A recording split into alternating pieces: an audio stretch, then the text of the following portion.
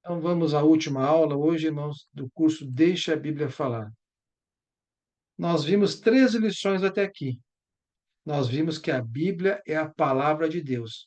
Foi a lição mais assistida no YouTube, a primeira. Depois nós vimos como estudar a Bíblia, ou seja, nós temos que pegar a Bíblia, já que ela é a palavra de Deus, nós temos que pegar a Bíblia e ver o que Deus quer para nós. Nós temos que nos adequar à vontade de Deus, o nosso Pai, e não fazer o Pai nos adequar a nós. Então, nós somos filhos obedientes, nós temos que obedecer ao Pai. Então, lermos a Bíblia e obedecer o que está escrito, não achar subterfúgios na Bíblia para a minha vida ser amoldada, a Bíblia amoldada à minha vida. Então, é estudar a Bíblia de dentro para fora, dela para nós, e não de nós de fora para dentro.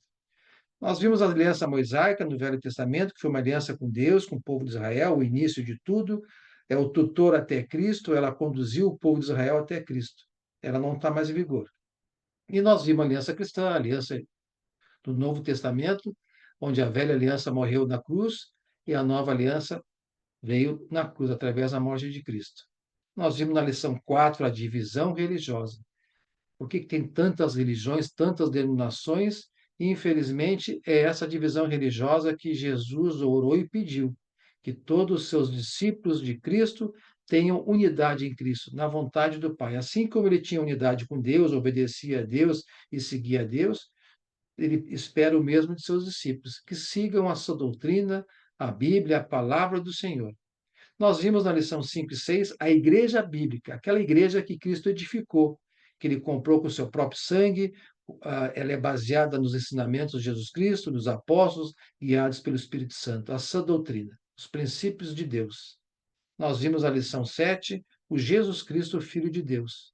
Nós vimos na lição 8 o pecado, ou seja, errar o alvo e seus resultados. Nós vimos que a desobediência ao Pai, a primeira desobediência foi de Adão e Eva, o pecado original, a desobediência, gerou o afastamento deles do Senhor, do paraíso. Então, o pecado, a desobediência, nos afasta de Deus, nosso Criador. Nós vimos a lição 9, o Evangelho, as boas novas de Jesus Cristo, ou seja, o plano de Deus para a salvação. Jesus Cristo se fez homem, veio ao mundo para trazer o plano de Deus, a salvação a todos. Ele morreu por nós. Todos nós somos pecadores e merecemos a morte eterna. Mas Jesus Cristo morreu por aqueles que aceitarem Jesus Cristo, se batizarem biblicamente e terão seus pecados perdoados e receberão o dom do Espírito Santo. Nós vimos na lição 10 a fé que Deus realmente quer. Deus quer uma fé seguida de obediência, crer e obedecer. Não basta apenas crer, pois sabemos que até os demônios creem em Deus, mas não obedecem. Então nós temos que crer e obedecer, como Cristo creu e obedeceu. Obedeceu o Pai até a morte. Creu no plano de salvação, veio e cumpriu. Na lição 11, nós vimos o batismo bíblico. Batismo, que é a transliteração dessa palavra é imersão. Então, o batismo bíblico é por imersão. Nós vimos os tipos de batismos que houveram: o batismo de João, de Jesus, o batismo com o Espírito Santo e o batismo de Atos 2:38. Bem explicado nessa aula, para as pessoas entenderem o que é o batismo bíblico. Na lição 12, nós vimos o discipulado. O que é? O discípulo de Cristo. Quando nos batizamos, nos tornamos cristão, discípulo de Cristo, mas não para por aí. Nessa lição foi bem explicado que nós temos que aprender aquilo que temos que obedecer. Jesus disse aos seus discípulos: vão, preguem o evangelho e batizem em nome do Pai, do Filho e do Espírito Santo e ensinem a conhecer os meus mandamentos e obedecer. Então, nós precisamos estudar e conhecer para saber o que obedecer. Na lição 13, na lição passada, nós vimos aquele dia de Pentecostes pós a ressurreição de Jesus. Foi o dia do batismo com o Espírito Santo nos apóstolos, o dia da chegada do reino de Deus aos judeus, o dia da chegada da igreja, a primeira pregação de Pedro, os mais de 3.000 batizados foram acrescentados ao corpo de Cristo. E nós vimos o Espírito Santo. E também vimos depois o batismo com o Espírito Santo nos gentios, lá em Atos 10. E hoje nós vamos olhar mais a fundo o Espírito Santo e o cristão, ou seja, todos que estão aqui batizados, nós somos cristãos, discípulos de Cristo, e temos o Espírito Santo habitando em nós. Mas para que isso, né? Vamos verificar. Então, hoje é dois tópicos: quem é o Espírito Santo, que habita no cristão, e qual o papel do Espírito Santo na vida do cristão. O Espírito Santo é uma pessoa da divindade, onde nós temos Pai, o Deus Filho e o Deus Espírito Santo. É uma pessoa. Só uma pessoa pode desempenhar as funções e possuir os atributos que tem o Espírito Santo. Nós vamos ver aqui agora. O Espírito Santo é outro conselheiro, ele é o consolador, ele consola o cristão. Então, lá em João, Evangelho de João, capítulo 14, versículos 16 a 17, Jesus conversando com os seus apóstolos, está falando depois da ressurreição que ele subiria ao Pai, mas ninguém ficaria órfão. Ele disse: Eu pedirei ao Pai, ao Deus Pai, e ele lhes dará outro conselheiro. Até então era Jesus para eles, para estar com vocês para sempre. O Espírito da Verdade. O mundo não pode recebê-lo, porque não o vê nem o conhece. Mas vocês o conhecem, pois ele vive com vocês e estará com vocês. Quem pode conhecê-lo são aqueles que a gente prega o Evangelho, o plano da salvação e Cristo, e acreditam. E o primeiro ato da crença é o arrependimento e o batismo. Aí sim eles terão o Espírito Santo. O Espírito Santo ele ensinou os apóstolos e os fez recordarem o que aprenderam de Jesus. Então, a pessoa do Espírito Santo fez isso. Está lá em João 14, 26.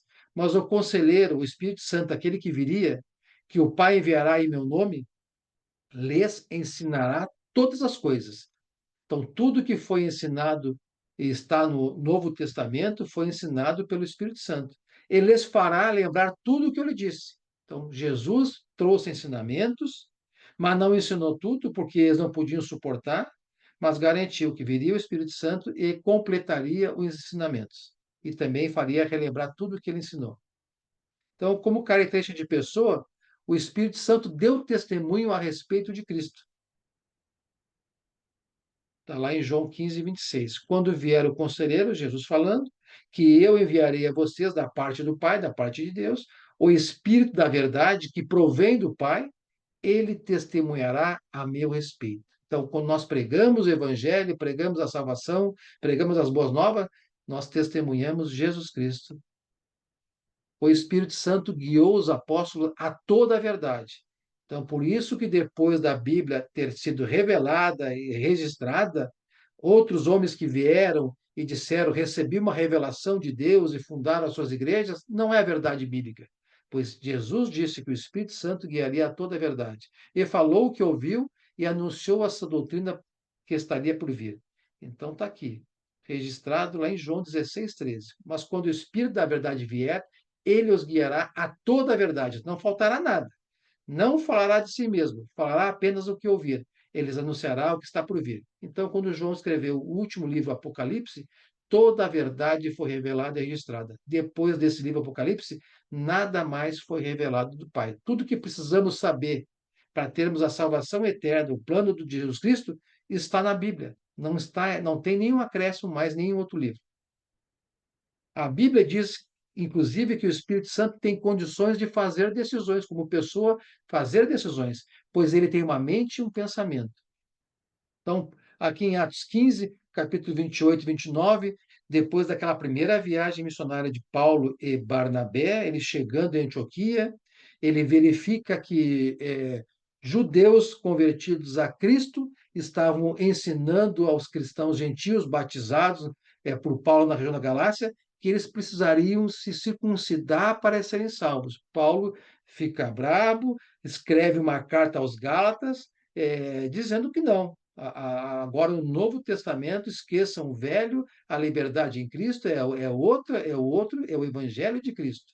Então, ele fica, e quando chega em Antioquia, reúne lá com os irmãos de Antioquia, reúne com Barnabé, vai para Jerusalém, se reúne com os apóstolos que estão lá, e dessa reunião sai o concílio de Jerusalém, e tanto que é falado nessa carta. Sai com uma carta, que inclusive nessa carta volta para Saulo e Judas voltam para Antioquia com Paulo e Barnabé e com outros, para levar essa carta nas igrejas. E dentro dessa carta está bem escrito: pareceu-me bem ao Espírito Santo e a nós que estávamos reunidos lá, eles estavam reunidos, né?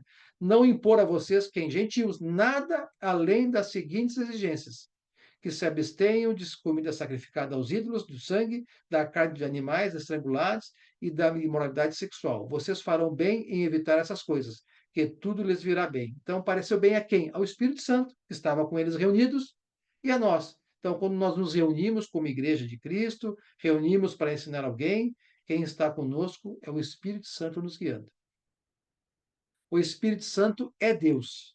A Bíblia diz que o salvo é santuário de Deus e o santuário do Espírito Santo. Carta de Paulo a 1 Coríntios, capítulo 3, versículos 16 e 17.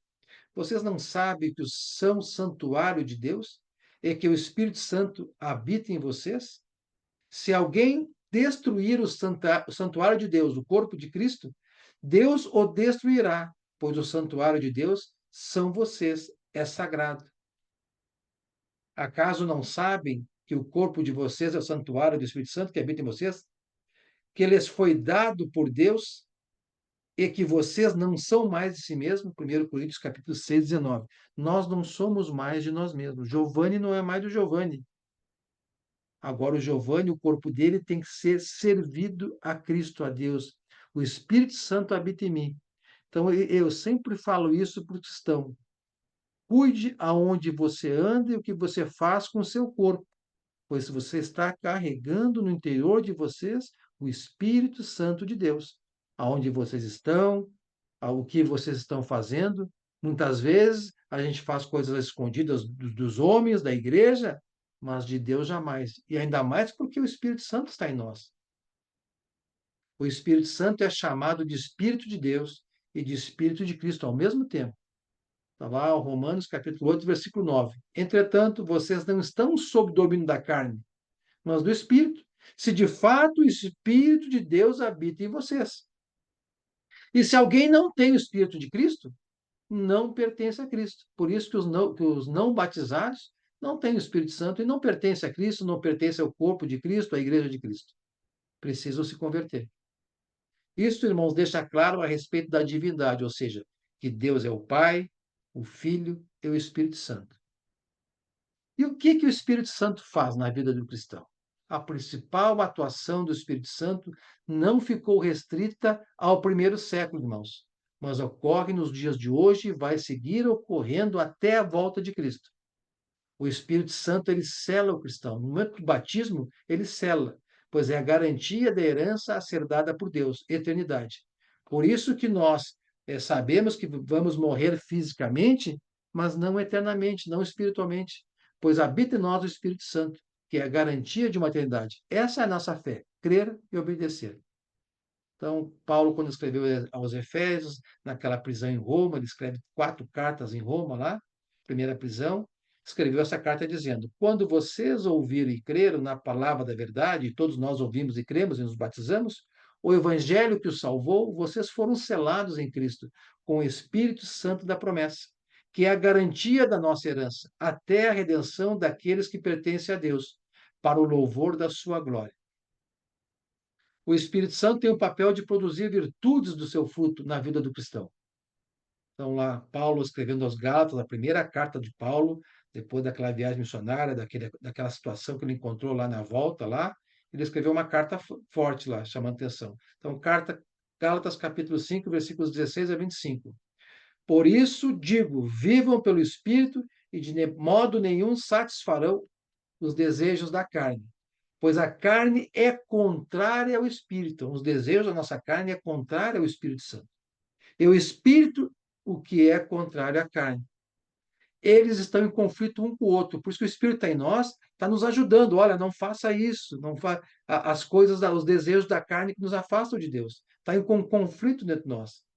De modo que vocês não fazem o que desejam. Mas se vocês são guiados pelo Espírito, se nós deixamos o Espírito agir em nós, se nós enchermos do Espírito Santo, como agora, estamos agora às 20 horas, não estamos vendo novela, não estamos vendo futebol, não estamos vendo outra coisa, estamos aqui nos enchendo do Espírito Santo. Não estamos debaixo da lei. Ora, as obras da carne são manifestas. A imoralidade sexual é da carne, a impureza, a libertinagem, a idolatria, a feitiçaria, o ódio, a discórdia, ciúmes, ira, egoísmo, dissensões, facções, inveja, embriaguez, orgias e coisas semelhantes, tudo isso é da carne. Eu os advirto, como antes eu adverti, que os que praticam essas coisas não herdarão o reino de Deus. Mas o fruto do Espírito Santo é o amor, a alegria, a paz, a paciência, a amabilidade, a bondade, a fidelidade, a mansidão e o domínio próprio. Isso quem nos dá é o Espírito Santo. Contra essas coisas não há lei. Os que pertencem a Cristo Jesus crucificaram a carne com suas paixões e seus desejos. Se vivemos pelo Espírito, andemos também pelo Espírito. Então, vamos viver e andar no mundo pelo Espírito, mostrar às trevas que agora nós somos luz. Então, nessa passagem que acabamos de ler, o que nós vemos? Que devemos viver e andar pelo Espírito Santo, que habita em nós, e não mais pelos desejos pecaminosos da carne. Os desejos da carne são contrários aos desejos do Espírito Santo. O cristão deve deixar ser guiado pelo Espírito Santo para vencer as tentações da carne. Os pecados chamados de obras da carne são coisas que o homem acaba fazendo sem a ajuda de Deus. Mas o amor, a alegria, a paz, a paciência, a amabilidade, a bondade, a fidelidade, a mansidão e o domínio próprio são virtudes do fruto do Espírito Santo, que o cristão demonstra com a ajuda dele, do Espírito Santo. O que o cristão deve fazer, então? O cristão não pode apagar o Espírito Santo que habita nele. Paulo, ao escrever a primeira carta aos Tessalonicenses, nas considerações finais, pediu aos irmãos lá, dentre outras coisas, para que não apagasse o Espírito Santo que estava neles. E serve para nós hoje. Alegrem-se sempre, em toda e qualquer circunstância. É difícil, mas alegria sempre. Ore continuamente. Ore continuamente. Aí me lembro do irmão Valdevino, sempre fala, orai sem cessar. Deem graças em todas as circunstâncias, pois esta é a vontade de Deus para vocês em Cristo Jesus. Não apaguem o Espírito Santo. Não tratem com desprezo as profecias. Não, então, as profecias já foram registradas, não tratem com desprezo a palavra de Deus na Bíblia. Mas ponham à prova todas as coisas e fiquem com o que é bom. Então, tudo que é nos ensinado, põe à prova se está de acordo com essa doutrina e vamos reter o que é bom. Afastem-se de toda forma de mal, até aqueles maus, aqueles subterfúgios de Satanás, que usa muita coisa por trás de muitas coisas do marketing, Facebook, Instagram, coisas que não vê, ali tem subterfúgio de Satanás. O cristão não pode entristecer o Espírito Santo. O que é? O pecado. Paulo, ao escrever aos irmãos em Éfeso, diz qual eram os procedimentos dos filhos da luz, nós cristãos. Dentre esses procedimentos, um era de não entristecer o Espírito Santo, que habita nos cristãos. Efésios capítulo 4, versículo 29 e 30. Como é que eu vou entristecer o Espírito Santo? Então, nenhuma palavra torpe saia da boca de você. Se sair, estou entristecendo o Espírito Santo. Mas apenas que for útil para edificar os outros, conforme a necessidade, para que conceda graça aos que ouvem. Não entristeça o Espírito Santo de Deus, o qual vocês foram selados para o dia da redenção. O cristão deve viver e andar pelo Espírito Santo. Paulo, escrever aos Gálatas, pediu que eles vivam e andem guiados pelo Espírito Santo. Nós lemos aqui, vou repetir aqui. Por isso digo, vivam pelo Espírito e de modo nenhum satisfarão os desejos da carne. Então, a gente sabe que é uma briga interna nossa, como Paulo também registrou aos Romanos. A carne, ele quer fazer o que é certo, mas não consegue, mas graças a Deus e Jesus Cristo. Graças a Deus nós temos o Espírito Santo que habita em nós, que vai nos ajudar. Lutem no Espírito Santo. Se vivemos pelo Espírito, andemos também pelo Espírito. O cristão deve se encher-se do Espírito Santo. Paulo, ao escrever para os irmãos em Éfeso, orientando como deveriam viver em comunidade, pediu para se encher do Espírito Santo. Efésios capítulo 5, versículo 18. Não se embriaguem com vinho, que leva à libertinagem. Hoje podemos botar vinho, cerveja, espumante, tudo que é para o diabo, não se embriagar, que leva à libertinagem. O álcool tira o pudor, a razão, a embriaguez, né? Mas deixem-se encher pelo Espírito, falando entre si com salmos, hinos e cânticos espirituais, cantando e louvando de coração ao Senhor, dando graças constantemente a Deus Pai por todas as coisas, em nome do Senhor Jesus Cristo.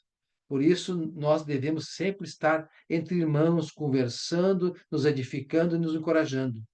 Eu que sou fraco na fé, eu sempre procuro trazer aqui em casa refeições, fazer churrasco, irmãos fortes na fé, para me ajudar a falar coisas, salmos, hinos, cânticos, falarmos da palavra, Meus 2 últimos ano novo passei com a família do Luiz e com outros irmãos cristãos, foi diferente, a tia Cléia também que está aqui passou conosco o último, é diferente quando tu passa em festas, em reuniões com cristão, em festas, em reuniões do mundo. Conclusão da lição de hoje. O Espírito é dado no momento do batismo, nas águas por imersão, portanto, ele está no cristão. Atos capítulo 2, versículo 38. Primeira pregação de Pedro. Arrependam-se cada um de vocês seja batizado em nome de Jesus Cristo para o perdão dos seus pecados. Esse é o motivo do batismo, perdão dos pecados, e receberão o dom do Espírito Santo. Esse é o único batismo desde Efésios até a volta de Cristo existente. Cumpre ao batizado dar-lhe espaço para atuar em suas vidas aqui na terra. Então, todos que estão batizados, cabe a nós darmos espaço e viver pelo Espírito Santo. Não tente ser fiel sozinho, sem a ajuda do Espírito Santo, pois não conseguirá. O cristão deve viver e andar pelo Espírito Santo, o qual foi selado para ajudar a garantir a vida eterna. E Deus abençoe a todos, irmãos. Essa é a aula de hoje. Deixa eu fechar aqui a gravação.